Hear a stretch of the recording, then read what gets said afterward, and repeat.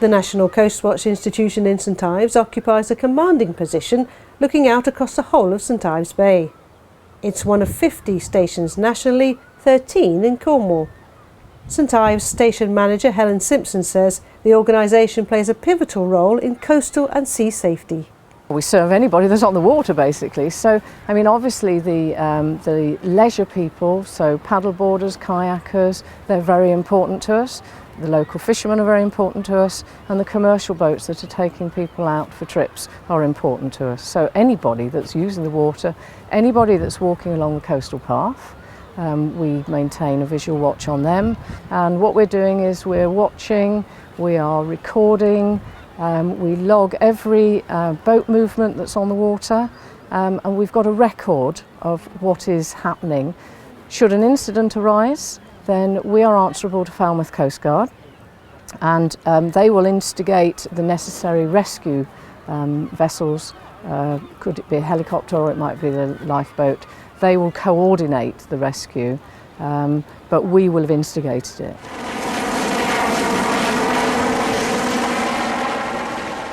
With the NCI station in such a public position, people are curious to find out more. Notice boards display weather information and details of any incidents. Visitors are welcome.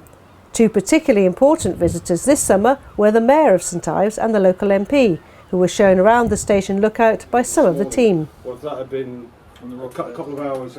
Basically, it's amazing. And the National Coastwatch Institution is an incredible thing, and the fact that there's volunteers that are watching us all the time when we're out at sea, whether it's a boat or swimming or doing something else, is an incredible thing that most of us won't know anything about, and we don't realise what's going on in order to keep us safe. And I think that's a fantastic thing, a legacy that I think hopefully my visit and other things we can do will help to make people aware of that.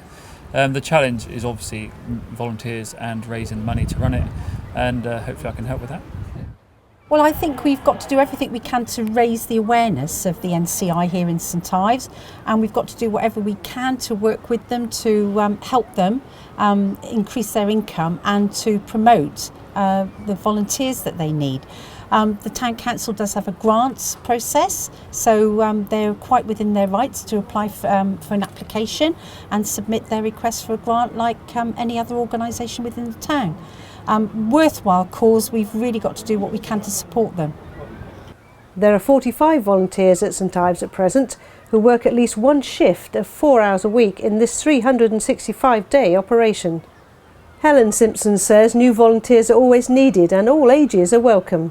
They do a approximately 6 month training. They have to reach a certain standard. They've got to be able to use the VHF radio, the radar and all the equipment. They've got to know local knowledge. That's very important because remember we are the eyes along the coast. It's voluntary. Anybody who wants to come can come and we'll train them on the job. It costs about £7,000 a year to run the NCI station at St Ives, and fundraising for the charity is crucial to the success of the operation.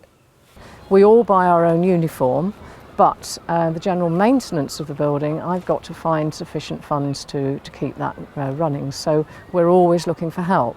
Any companies, businesses that can offer support, we'd be very, very grateful for that.